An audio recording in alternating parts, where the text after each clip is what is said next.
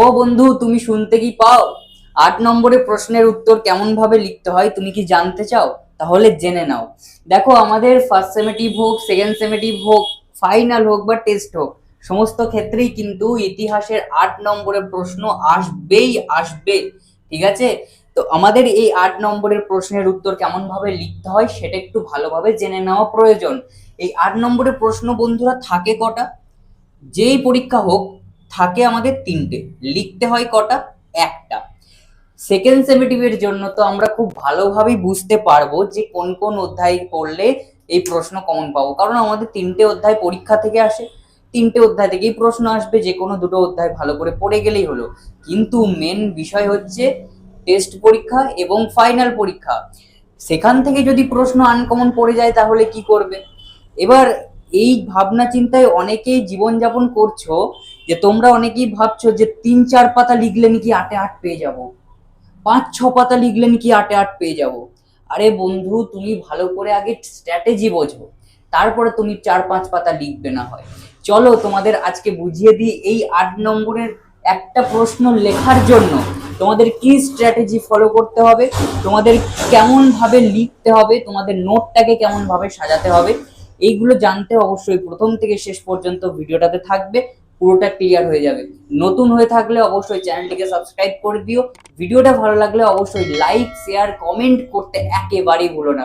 চলো মূল বিষয়ে তোমাদের এগিয়ে নিয়ে যাওয়া যাক। মাধ্যমিকে এমসিকিউ এর পর যার গুরুত্ব অনেক, তা হচ্ছে 8 নম্বরের প্রশ্ন। এই 8 নম্বরের প্রশ্ন লেখার ক্ষেত্রেও কিন্তু আমাদের মধ্যে অনেক ভুল ধারণা রয়েছে। কি কি ভুল ধারণা? না, 8 নম্বরের প্রশ্নের উত্তর লিখতে নাকি 4-5 পাতা লিখতে হয়, 6-7 পাতা না লিখলে হয়তো 8-8 পাওয়া যায় না। এগুলো কি আদৌ ঠিক না আদৌ ভুল? কিছুই আমরা কিন্তু ভালো করে জানি না। তো চলো আমি তোমাদের জানাই কোনটা ঠিক কোনটা ভুল। দেখো, আমাদেরকে একটা প্রশ্ন লিখতে যখন বলা হয় তখন আমরা কি লিখবো? সেটার উত্তরটা লিখবো। সেটা উত্তরটা বাড়িয়ে আর তো লিখবো না।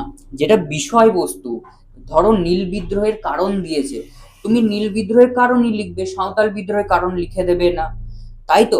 তো আমাদেরকে উত্তরটা লিখতে হবে। যে উত্তরটা চেয়েছে সেই উত্তরটাই আমাদেরকে দিতে হবে, তার বেশি আমাদেরকে একটুকু লেখা যাবে না, এক লাইনও লেখা যাবে না। যতটুকু উত্তর দিয়ে, যতটুকু উত্তর চেয়েছে ততটুকু উত্তর লিখবো, পয়েন্ট লিখবো, মূল্যায়ন দিয়ে ফিনিশিং লাইন টেনে আমাদের উত্তর খতম। ওখানেই গল্প শেষ। তার পরবর্তীতে আমরা আর কিছু করবো না। আমাদের মাথার মধ্যে যেন না ঘোরে যে যা আমরা 4 পাতা লিখলাম না, তাহলে 8 নম্বর আমরা হয়তো পাবো না। দেখো, তোমাদের পরীক্ষাতে, ঠিক আছে, ফাইনাল হোক বা যে কোনো পরীক্ষা, স্কুলের সেমেটিভ পরীক্ষা বা টেস্ট পরীক্ষায় হোক, তোমরা এটুকু ধরে চলো, একটা 8 নম্বরের প্রশ্ন তুমি যখন লিখবে ভালো করেই লিখেছো, সেখানে তুমি 7-এর বেশি পাবে না, পাবে না।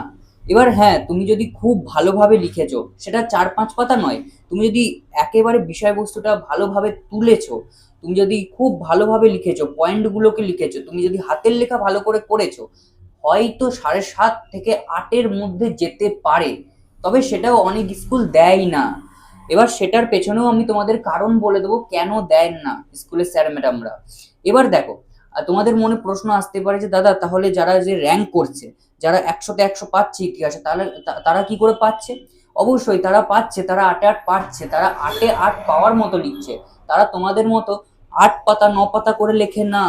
তোমাদের মাথার মধ্যে এটা ডিলিট করতে হবে যে একটা 8 নম্বরের প্রশ্ন লেখার ক্ষেত্রে আমাদেরকে 8-9 পাতা, 6-7 পাতা করে লিখলে হবে না। আমাদেরকে কোনটা লিখতে হবে? যেটা উত্তর চেয়েছে, যেটুকু উত্তর চেয়েছে সেটুকু লিখবো, যেটুকু বিষয়বস্তু চেয়েছে সেটুকু বিষয়বস্তু আমরা নামিয়ে দিয়ে আসবো, তাহলেই কিন্তু নাম্বার ক্যারি করবে।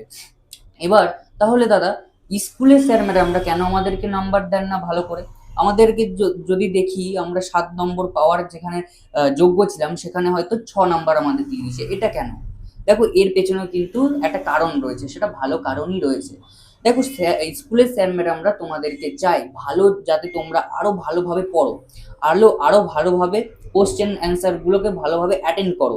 এই জন্য তোমাদের 1-2 নাম্বার বা হাফ নাম্বার তোমাদের কাছ থেকে কেটে নেয় তারা। বড় প্রশ্নের ক্ষেত্রে এটা একটু বেশি দেখা যায়। কেন? তোমরা হয়তো একটু ভাববে যে আমি এত ভালো করে লিখে এলাম, তাও এত কম নাম্বার দিল আমাকে। তখন তুমি আরো ভালো করে পড়তে শুরু করবে, যে আরো ভালো করে পড়বো, আরো ভালো করে লিখবো, এটাই তারা চায়। ঠিক আছে? তোমার দেখো, মাধ্যমিকে তোমার লক্ষ্য কিন্তু স্কুলের সেমেটিভ বা ফাইনাল টেস্টের রেজাল্ট নয়। তোমাকে ফাইনালের জন্য তৈরি হতে হবে। সেই জন্য এই ছোট্ট ছোট্ট ধাপ, সেমেটিভ, টেস্ট, এগুলো একটা ছোট্ট ছোট্ট ধাপ। ফাইনাল, তোমাদের ফাইনাল যে পরীক্ষা সেটা তো তোমাদের মূল উদ্দেশ্য, তোমাদের মূল লক্ষ্য, তাই না? তো এইগুলোকে তোমাদেরকে ভালো করে একটু পড়তে হবে এবং এইগুলোকে একটু ভালো করে ফলো করতে হবে। তোমাদেরকে সবসময় কিন্তু মানে মাথায় এটা রাখলে হবে না যে 8 নম্বরের প্রশ্ন লিখতে গেলে আমাদের 4 পাতা 5 পাতা করে লিখতে হবে। কি করে লিখবে? দেখো, আমাদের একটা 8 নম্বরের প্রশ্নের ক্ষেত্রে সব থেকে যেটা গুরুত্বপূর্ণ বিষয় সেটা হচ্ছে আমাদের পয়েন্ট। দেখো, ভূমিকা থেকে শুরু করে মূল্যায়ন পর্যন্ত তুমি কি কি পয়েন্ট দিচ্ছ, সেই পয়েন্টগুলোই হচ্ছে তোমাদের স্যার ম্যাডামদের কাছ থেকে, মানে স্যার ম্যাডামদের কাছে তোমাদের খাতাটাকে রিপ্রেজেন্ট করে। তুমি যত ভালো করে পয়েন্টগুলোকে দিতে পারবে না, তত ভালো করে তোমার স্যার ম্যাডামরা খাতাটাকে দেখবে। দেখো, এটা ভেবে নিও না যে তুমি 10 পাতা হয়তো লিখবে বা 8 পাতা লিখে দেবে আর স্যার ম্যাডামরা নিখুঁতভাবে এক একটা অক্ষর ভালো করে দেখবে, তা কিন্তু নয়। স্যার ম্যাডামদের অনেক খাতা দেখার বাকি থাকে, সেই খাতাগুলোকেও তাদেরকে দেখতে হয়। তো সেইভাবেই তোমাদেরকে কিন্তু এই পয়েন্টগুলোর ওপর নির্ভর করতে হবে। স্যার ম্যাডামরা পয়েন্টগুলোকেই ভালো করে দেখেন, এক্সামিনাররা পয়েন্টগুলোকে নিখুঁতভাবে দেখেন তুমি কি কি পয়েন্ট দিয়েছো। আর শেষ, ভূমিকা মূল্যায়ন, এই দুটো কিন্তু অত্যন্ত গুরুত্বপূর্ণ বিষয় 8 নম্বরের ক্ষেত্রে। বোঝাতে পারলাম?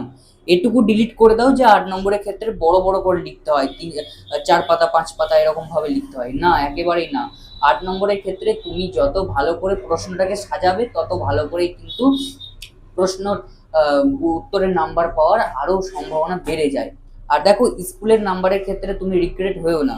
স্কুলের স্যার ম্যাডামরা একটু ইচ্ছাকৃতভাবে নাম্বারটা কেটে দেয় যাতে তুমি আরো পরবর্তীতে ভালো করে রেজাল্ট করতে পারো। স্কুলের স্যার ম্যাডামদের তোমাদের পেছনেও খাটতে তো হয়, তো স্কুলের স্যার ম্যাডামরাও চাই তোমরা যাতে ভালো রেজাল্ট করো, ঠিক আছে? তো দেখো, এগুলো নিয়ে তোমাদের অত চিন্তা করার দরকার নেই। তোমাদের আসল লক্ষ্য হচ্ছে মাধ্যমিক। তো মাধ্যমিকের জন্য প্রিপারেশন তোমাদের একটু একটু করে নিতে হবে। তার জন্য এই স্ট্র্যাটেজিগুলো ফলো করতে হবে।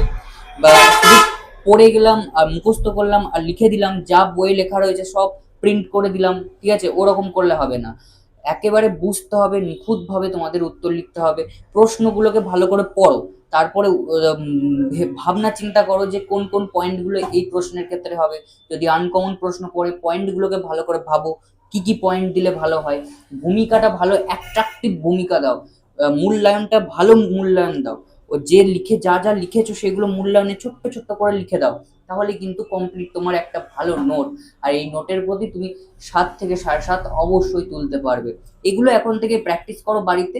দেখো, ভালোভাবে যেমনভাবে বললাম, বানানে স্বচ্ছতা আনো, লেখায় পরিচ্ছন্নতা আনো, এগুলো করলেই দেখবে তোমার নাম্বার অনেকটাই ক্যারি করবে। আর 8 নম্বরের ক্ষেত্রে যেটা বললাম, মাথা থেকে ডিলিট করে দাও যে 4-5 পাতা করে লিখতে হয় এক একটা নাম্বারের ক্ষেত্রে। এগুলো ভুল কথা, এগুলো ভুল ধারণা, ঠিক আছে? এগুলো একেবারেই ফলো করো না। যেগুলো বললাম সেই স্ট্র্যাটেজিগুলো মেনটেন করো। দেখো, ইতিহাসের 8 নম্বরের ক্ষেত্রেও তোমরা কম লিখে, যেটুকু চেয়েছে সেটুকু লিখে তোমরা ভালো নাম্বার ভালোভাবে তুলতে পারবে।